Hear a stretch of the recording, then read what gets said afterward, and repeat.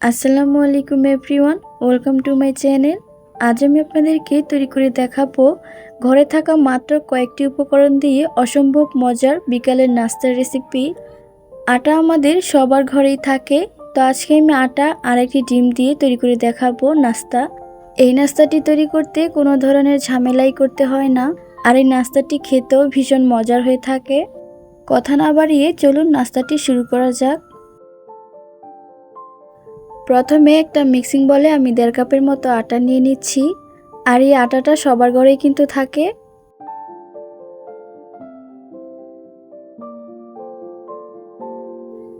এরপর এখানে আমি স্বাদ মতো কিছুটা লবণ দিয়ে দিচ্ছি। আটার সাথে এই লবণটাকে খুব ভালো করে মিশিয়ে নিচ্ছি, আর এখানে আমি পানি অ্যাড করে দিচ্ছি। একেবারে পানি দিয়ে দিব না, অল্প অল্প পানি দিয়ে একটি ডো তৈরি করে নিব। পানিটা অবশ্যই বুঝে শুনে দিতে হবে। তো এখানে আমার 1.5 কাপ আটার জন্য 1 কাপের থেকে কিছুটা কম পানি লেগেছে। আপনাদের হয়তোবা পানিটা কম বেশিও লাগতে পারে। ভালো করে মথে নিয়েছি। এবার আমি এখানে 2 টেবিল চামচের মতো রান্নার তেল দিয়ে দিচ্ছি। তেলটা দেওয়ার পর এবার আমি ডোটাকে আবারও ভালো করে একটু মথে নিচ্ছি। ডোটাকে আমি একটা সাইডে রেখে দিচ্ছি। নাস্তার ভিতরে পুরটা দেওয়ার জন্য এখন আমার পুরটা তৈরি করে নিতে হবে। তা আমি একটি আলু আর একটি ডিম সেদ্ধ করে নিয়েছি, দেখতেই পাচ্ছেন। আপনারা চাইলে আলুর পরিমাণটা আরও বাড়িয়ে নিতে পারেন। এবার একটি গ্রেটারের সাহায্যে আমি আলুগুলোকে গ্রেট করে নিচ্ছি।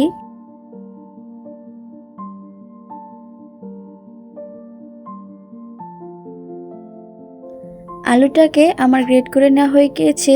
এবার আমি ডিমটাকে এভাবে গ্রেট করে নিব। নাস্তাটা বেশি মজার হয়েছে এর ভিতরে পুরটা দেওয়ার জন্য। ডিম আর আলুর মিশ্রণে নাস্তাটা অসম্ভব মজার হয়ে থাকে। আপনারা চাইলে এই নাস্তাটা কিন্তু বাসায় ট্রাই করতে পারেন। খেতে ভীষণ মজার হয়ে থাকে, আর নাস্তাটাও কিন্তু অনেক ক্রিস্পি হয়ে থাকে। ডিমটাকে গ্রেট করে নিয়েছি। এখন আমি এর মাঝে দিয়ে দিচ্ছি স্বাদ মতো কিছুটা লবণ।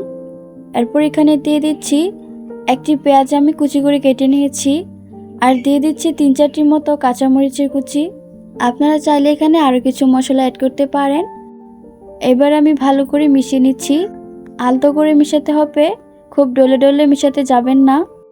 নাস্তার ভেতরে পুরটা দেওয়ার জন্য পুরটা কিন্তু একদমই তৈরি। এবার আমি এই ডোটাকে খুব ভালো করে আবার একটু মথে নিচ্ছি। এরপর লম্বা করে আমি ছুরি দিয়ে কয়েকটি ভাগে কেটে নিচ্ছি।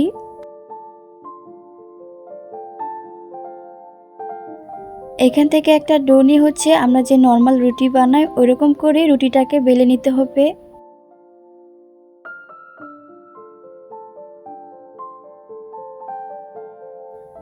তো দেখুন রুটিটাকে আমি ভালো করে বেলে নিয়েছি, আর এই রুটিটা বেশি পাতলাও না আবার বেশি ভারীও না। এবার আমি এই পুরটাকে এভাবে দিয়ে দিচ্ছি রুটির উপর, তারপর ভালো করে এভাবে গোল করে ছড়িয়ে নিচ্ছি। আর এভাবে করে আমি আরও একটি রুটি বানিয়ে এর উপর দিয়ে দিচ্ছি। আর রুটির সাইড দিয়ে এভাবে অল্প অল্প পানি দিয়ে এভাবে আমি লাগিয়ে নিচ্ছি। রুটিটা দেওয়ার পর এর উপর আমি আবারও একটু পুর দিয়ে দিচ্ছি, আর পুরটাকে এভাবে একটু ছড়িয়ে দিচ্ছি।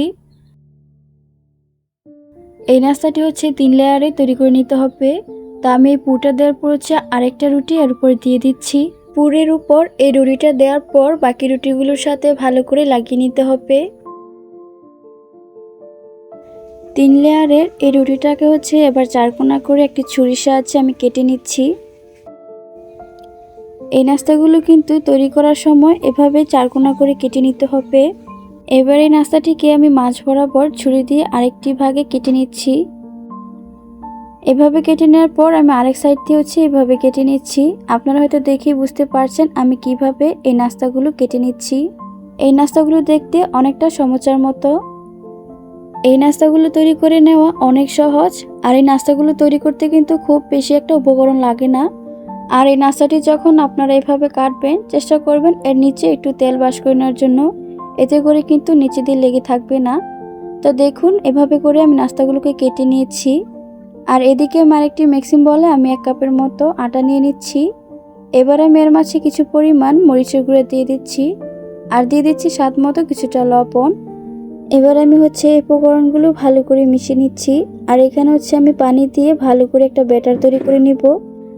এই ব্যাটারটা বেশি পাতলা হবে না, আবার বেশি ঘন হবে না। মোটামুটি নাস্তাগুলো এই ব্যাটারে কোটিং করে নেওয়া যায় এরকম ব্যাটার তৈরি করে নিতে হবে।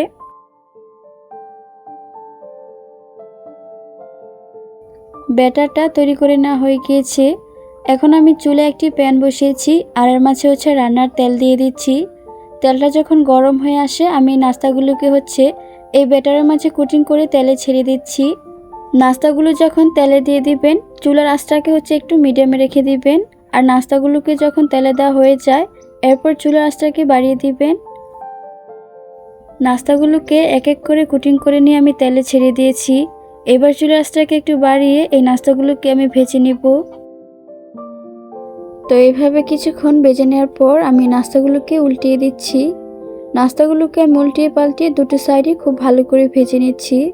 আর দেখুন নাস্তাগুলোর কিন্তু খুব সুন্দর কালার এসেছে আর নাস্তাগুলো কিন্তু একদমই তৈরি হয়ে গিয়েছে। তো এইভাবে দুটি সাইডে খুব ভালো করে ভেজে নিয়ে এবার আমি তেল থেকে এই নাস্তাগুলোকে তুলে নিচ্ছি। এই নাস্তাগুলো কিন্তু অনেক ক্রিস্পি হয়েছে। বানিয়ে নেওয়ার পর অনেকক্ষণ পর্যন্ত এই নাস্তাগুলো ক্রিস্পি থাকে আর খেতেও কিন্তু বেশ মজার হয়েছে। উপরটা ক্রিস্পি আর ভিতরটা ডিম আলুর মিশ্রণ, খেতে কিন্তু খুবই অসাধারণ হয়েছে। একবার হলেও এভাবে বাসায় ট্রাই করে দেখবেন। অল্প কিছু উপকরণ দিয়ে এই নাস্তাটা ট্রাই করতে পারেন। আশা করছি ভালো লাগবে। আশা করছি আমার আজকের রেসিপিটি ভালো লেগেছে। যদি ভালো লাগে তাহলে প্লিজ আমার এই ছোট্ট চ্যানেলটাকে সাবস্ক্রাইব করবেন। সবাই ভালো থাকবেন, সুস্থ থাকবেন। আল্লাহ হাফেজ।